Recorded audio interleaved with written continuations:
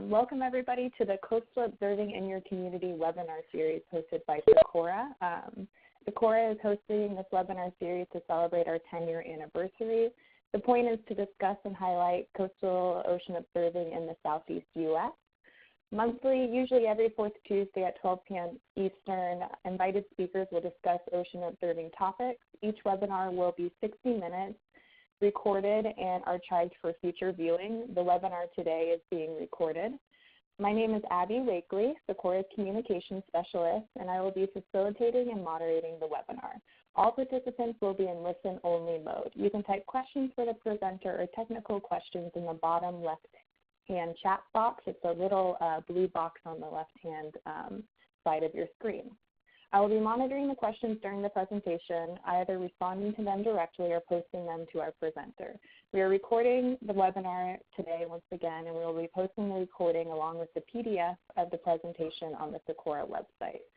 We are very, very excited to welcome Kyle Wilcox as our speaker today. He will be presenting on the SECOORA Data Portal. Kyle Wilcox has over a decade of experience working in the ocean and environmental sciences, where he specializes in discoverability, accessibility, management, and analysis of data. After earning a BS in computer science from the University of Rhode Island in 2006, he went to work for NOAA Chesapeake Bay office in Maryland, managing huge collections of modeled and observed data. Kyle led the software development team at the Applied Science Associates from 2009 to 2013 before joining Axiom Data Science in November of 2013. Kyle, thank you so much for joining us, and I'm going to go ahead and turn the controls over to you. Thank you very much, Abby. Welcome, everyone. Thanks for joining and watching and learning about the SECOORA Data Portal. As Abby said, I'm Kyle Wilcox. I've been working as part of the DMAC team on the SECOORA side for about 2 years now, and I'm hoping now to demonstrate the portal. For those of you new to the portal, I hope you learned something. For those of you familiar with the portal already, I hope to give you a sense of where we're heading with the platform. So as part of SECOORA's data management, we deal with all types of different types of data. Our 5 main core types are moving platforms, so anything moving through the ocean, measuring environmental parameters, include animals, gliders, satellite tagged animals, even animal telemetry receivers deployed in the ocean fit into this category.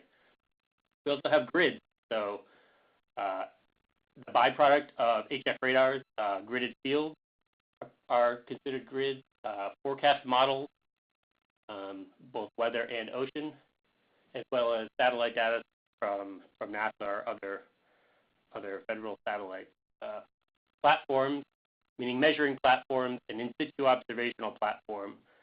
Most of you are familiar with what this is: a buoy, a shore station, a water level gauge. The GIS data sets, these are static data sets. Examples being bathymetry, migration patterns of birds, marine stranding data, stuff like that. And the final 5th product is product.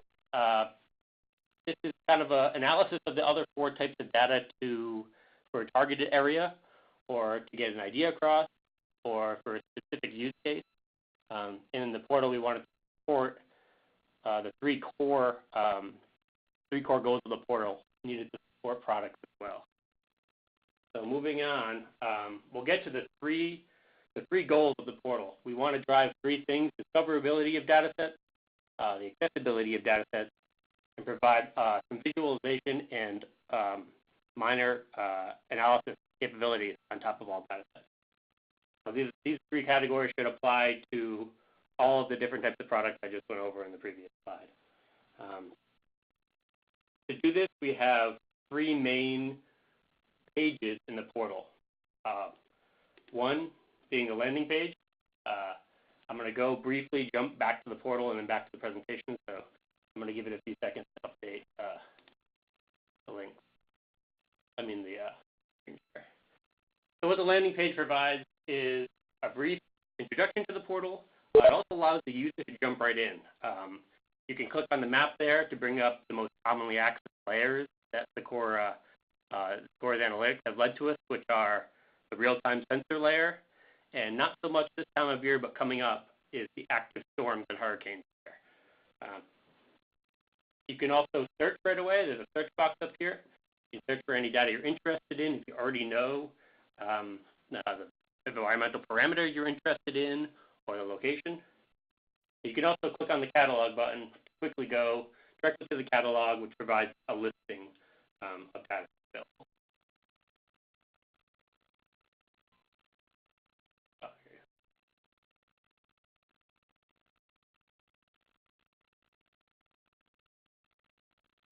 So the catalog page. This is to provide search and discovery for portal users.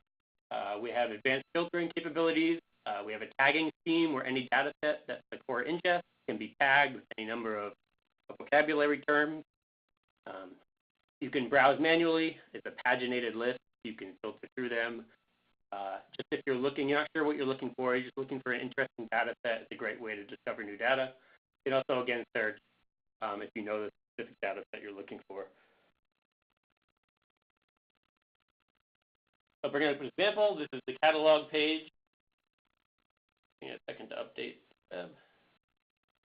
You're presented with the most popular layers right on top, which I mentioned were the sensor layers and the active storms and hurricanes layer. The advanced search options are hidden by default. They were a little confusing to users, and we got some feedback that they weren't sure what to do with them. It's more of an advanced filtering capability, so we do hide them by default, but it's good to know that they're Kyle? Kyle, it's Abby. We're having trouble seeing your screen. Oh. Do you see it now? No, but I did get a glimpse of it a second ago. Okay. Let me check. Do you see the presentation now?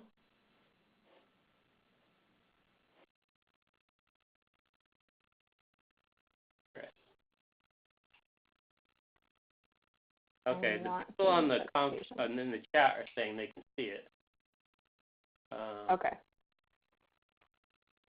All right. People say it's looking good on their end, so maybe it's just me. Sorry about that. Okay, no worries. So, as I was saying, the advanced search capabilities are on the left.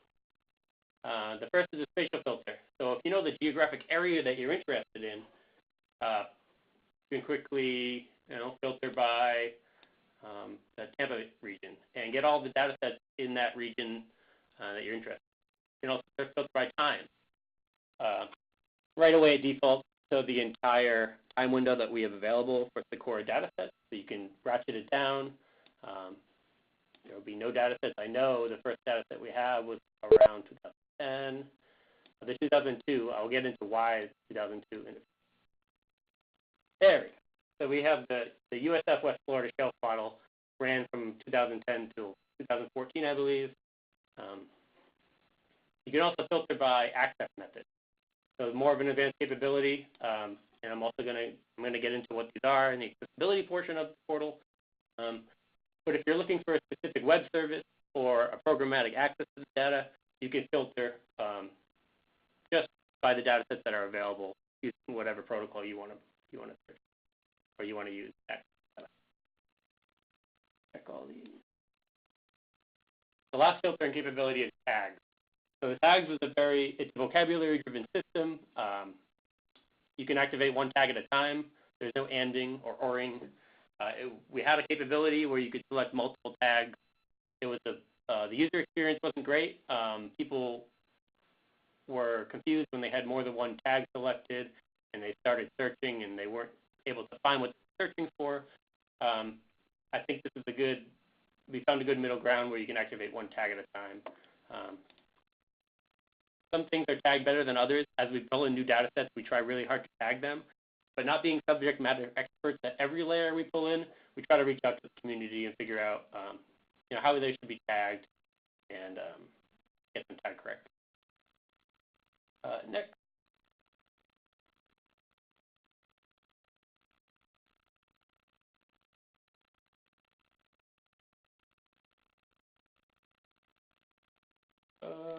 Okay.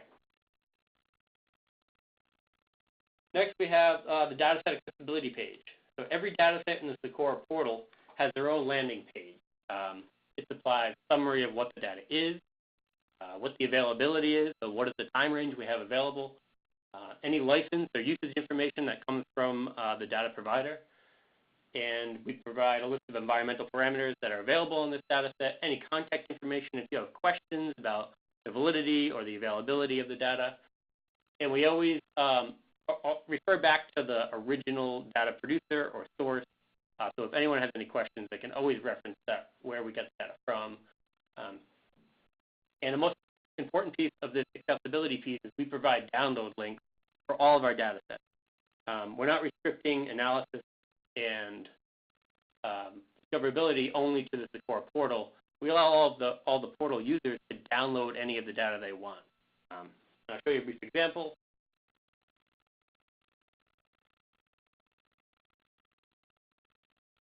While this is loading, I want to say that all of the presentation will be made available. All of the images in the presentation are clickable. So you can go through the presentation, and anything that I'm showing here should be able, you should be able to click through and access on your own after the presentation. And I hope I linked that correct. Didn't.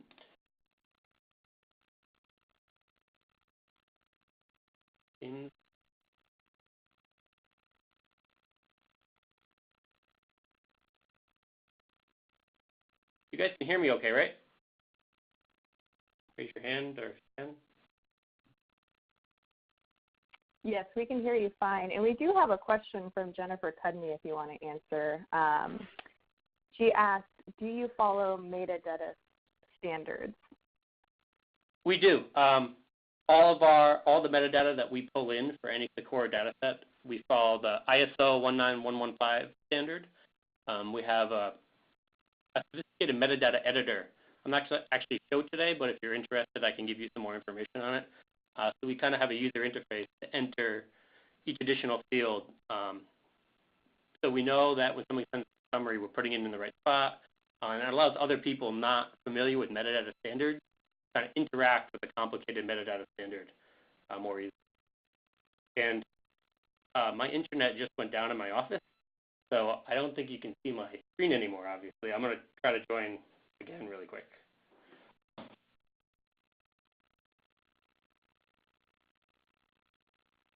And then Jennifer asked a follow-up question. Is it up to the contributors to provide metadata to the standard, or do you do the metadata yourself?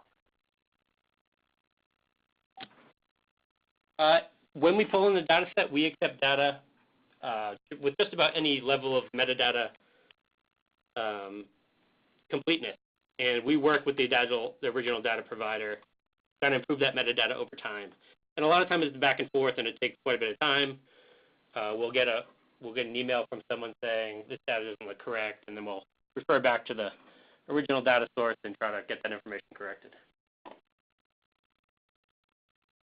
Okay, I've just been reconnected to my internet. Okay, can you guys see my screen? Yes. Okay, perfect. That actually worked really well. So I was talking about the each data set landing page. So here's an example of the CNAPS model data set landing page. You can see it's got a metadata URL with back to the original data source. It's got a brief abstract about what data source you're looking at, and any usage notes. The usage notes usually come straight from the data provider. We say, we really want to reserve your data in SECOORA. We think it's really, vital for the community. We can improve discoverability, but is there any usage notes you want to include with the data set? And we'll carry along the provenance of the usage notes all the way through to when the user accesses the data, the usage notes are included. We also show all the environmental parameters. This is a hydrodynamic forecast model. It's got a lot of parameters. And we also include the download button for this type of data, which is a gridded forecast product. We provide WMS services, so you can just click on it, and if you know how to interact with WMS services, you can plug the URL that's generated into your application. We also provide threads and OpenApp endpoint. The threads actually links to the NetCDF subset service, if you're familiar with what that is. Allows users to subset in time and space and by variable. It's a service provided by Threads, but it's been heavily requested. And we found a lot of times when someone says Threads, they mean a lot of different things.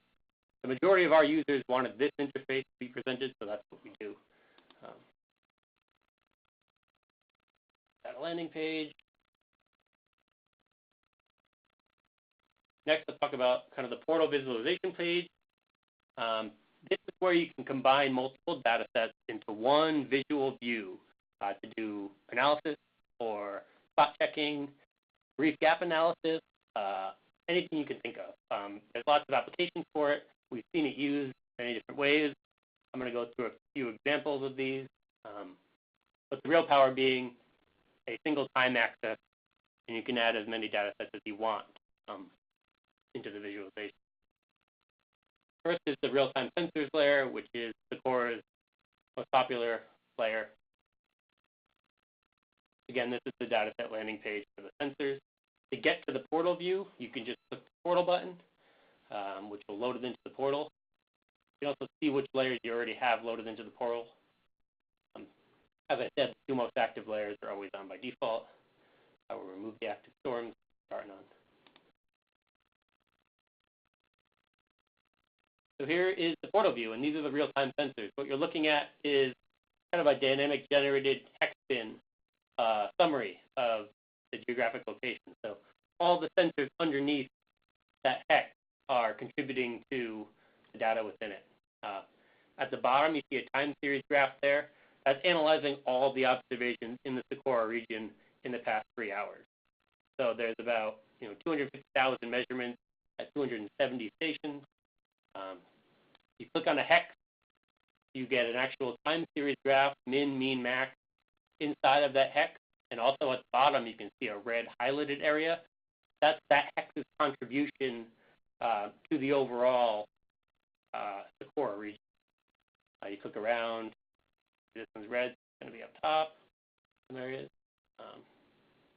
Any time series graph that you see, you can always click the little arrow button. I don't know if you saw that, or it gets too quick to open up a bigger version for analysis.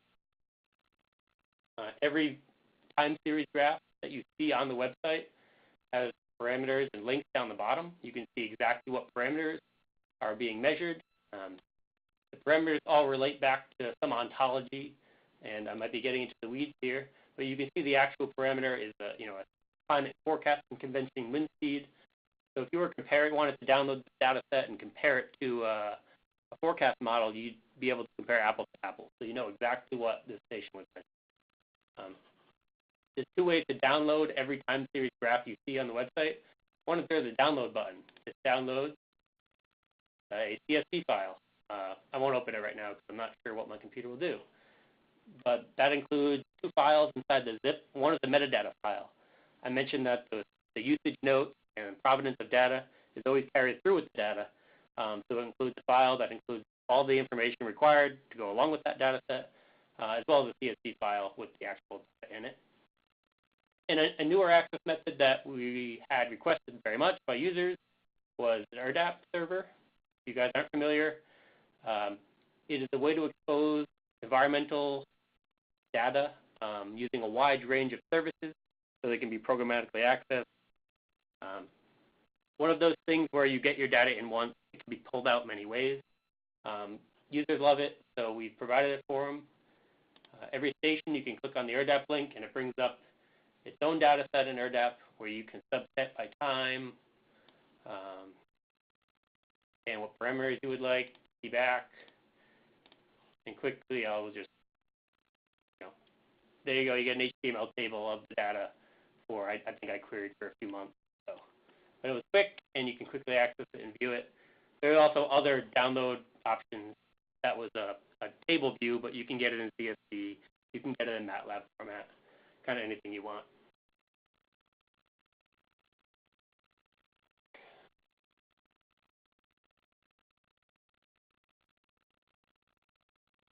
So that was a real-time sensor layer. You can change the sensor, what parameter you're looking at, we started off looking at winds, but you can look at air temperature.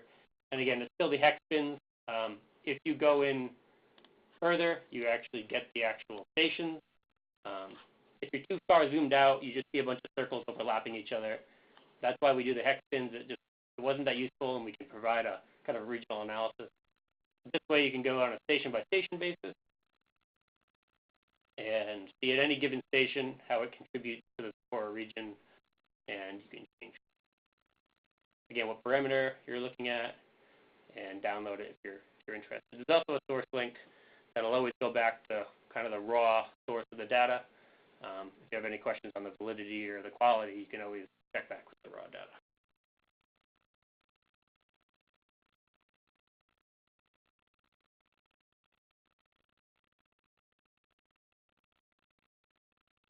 Next, I'm going to look at a manatee research project in Florida. This is what some would consider a static GIS data set. This is the data set landing page. Like I said, you can see where the data came from, a little abstract about the data. I'll click on the portal button to add it to the portal. I'll remove real-time sensor layer and active storms. So we're looking at similar view, the hex bins of manatee mortality in the Florida region. When we got this data set, it was a typical static GIS data set for every year. What we're able to do is provide a time slider on top of this data, so you can see we ratchet it down to look at a year at a time. You can actually see the mortality, every year, and do a quick analysis of, why, what was happening in this area. We'll then determine what steps were there. If we want to see which years were bad for certain mortalities, let's try cold stress. We can see the hot spot here. Oh, the wheel went crazy. About that. Click on a hot spot. We can see that in 2010 there was a cold stress that 5 mortalities, and a simple analysis like this has been really powerful for people to quickly do an analysis and then, of course, download the data if they're interested in doing any further analysis on it.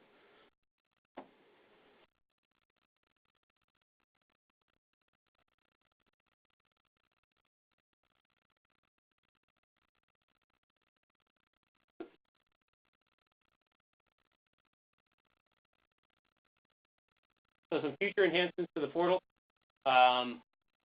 A lot of feedback we've gotten is right now the only way to access stations is through the real-time sensor layer.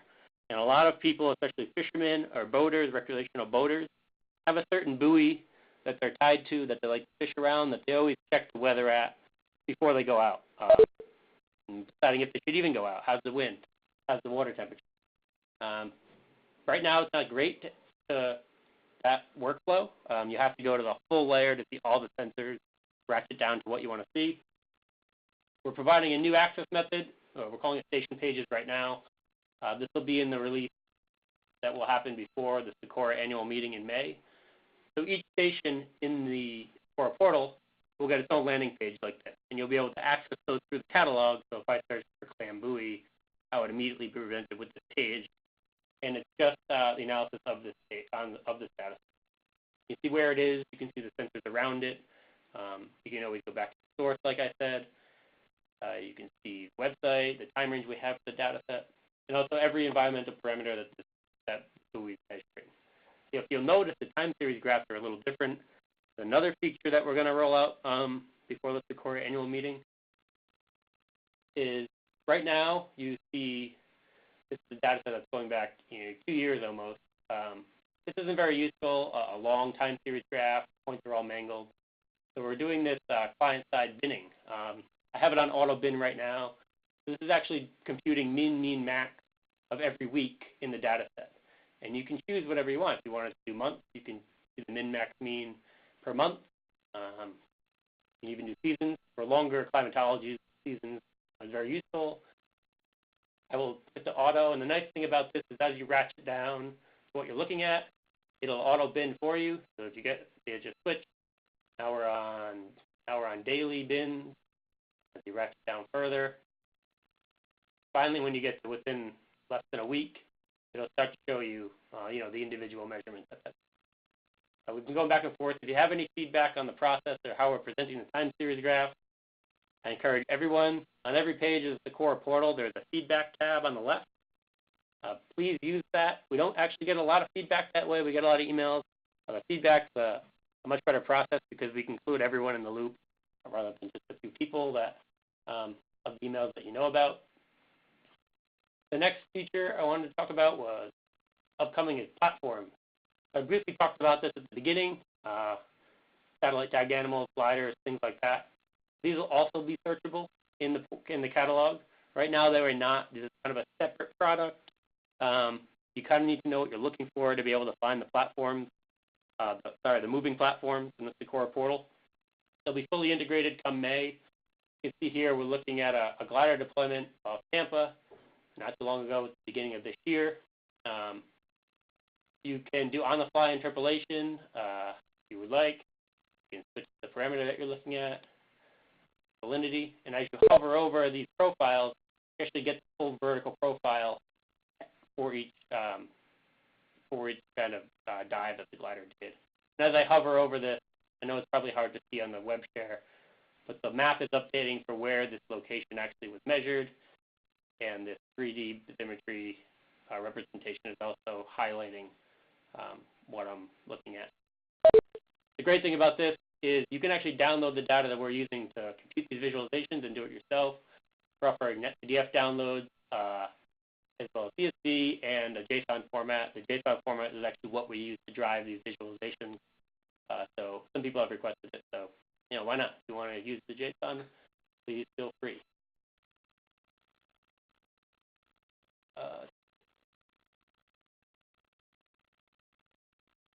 That was actually wrapped up the presentation. I wanted to briefly touch on a few things. While data access through the portal is kind of the way that SECOORA wants pretty much all discoverability to go, there are two other websites you can go to access data. There's erdap.secoora.org and threads.secoora.org. If you see data sets missing from these, please use the feedback tab and let us know. They're for more technical users, but we're trying to make sure that all data is represented everywhere and discoverable and accessible. So thank you. Great. Thank you, Kyle. Thanks so much for the wonderful presentation.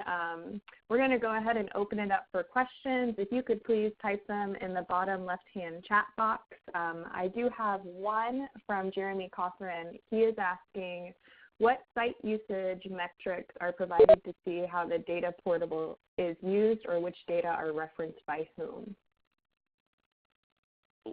Site usage metrics. So we use Google Analytics to track every click in the website. So every button, every link that a user clicks while they're on SECOORA's website gets logged as an analytic. So we track. We also track user searches. So anytime a user types a search into the search box, we track what they typed. We kind of compile that monthly into a report and take a look at if there are any trends. Are users switching up what they look for? Are users finding what they're looking for? So if there are a lot of people are searching for fish, are we returning the appropriate data set that has to do with fish, or do we need to make some adjustments to the abstract to maybe highlight that word more so it's returned at the top of the search results more? Which data are referenced by whom? We don't reference by whom. Do you mean you're referring to kind of the provenance back to the original data source? We don't track links external to the SECOORA portal. So when someone clicks those metadata links, we're actually not tracking that or their response back if they return back to our page. It's something we could do, but it's just, I don't know how much benefit it would be. I hope that answered your question. Great, thank you. Does anybody have any more questions? We are getting great kudos on the presentation, Kyle, so thank you.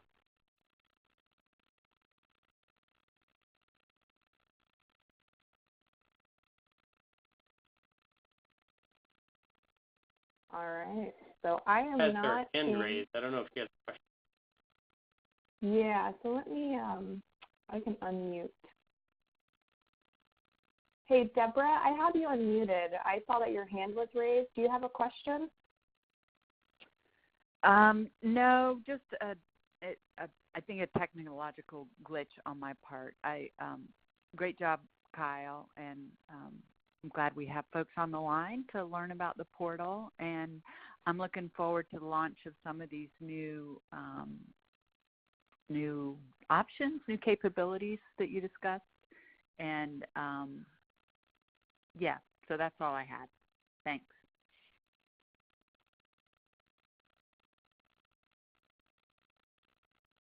Great.